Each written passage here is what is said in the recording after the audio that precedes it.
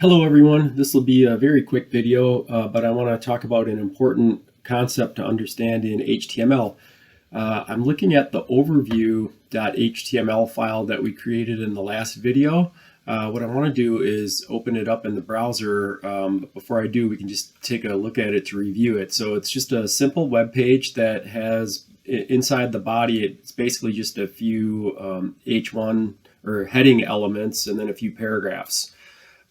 Let's go ahead and open this in the browser. So I should be able to right click anywhere on the background and then choose open in default browser. Now the other way I could do it is I could press Alt and B together to open it. That would be pretty quick. Or I could actually right click on it over here and I should see open in default browser too. I'll try that here. Okay, now here's my page and I want to show you something that we'll be using a lot throughout this whole program.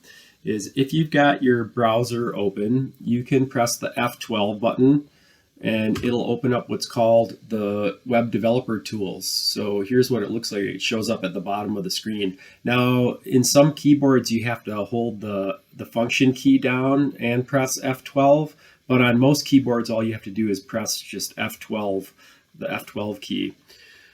And if I press F12 again, it'll make it disappear. So anyways, these are called the web developer tools, and this is all browsers have this, and it's a way for you to kind of poke around and inspect a web page.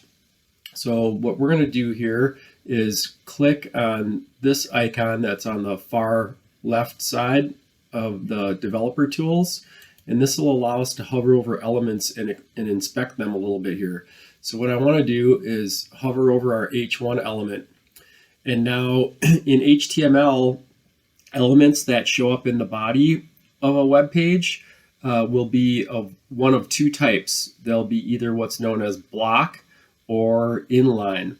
Now a block element, some people call them block level or just block. A block element is going to stretch out to take up as much width as it possibly can. And you can't really see that without the developer tools on this page at least, because we don't have any backgrounds on our elements. So that's why I wanted to use this tool here to actually see how big an element really is. So you can hover over this and now I can see that the H1 element stretches out to take up as much width as it can. So does an H2 element. So does an H3 element. Whoops. And actually, so does a paragraph. So these are all block elements. Okay. So they'll stretch out, to, which means that if you put something after them, they're going to show up on a new line. So a block element will stretch out to take up as much width as it possibly can. Okay. On the other hand, some elements are known as inline elements. So if we hover over that another here, I can see now I'm not sure if I'm hovering over the underline element, the U element, or the B element. It's hard to tell right here, but it's showing me how much space this element is occupying, and it's only taking up as much space as it needs to accommodate the content that's inside of it.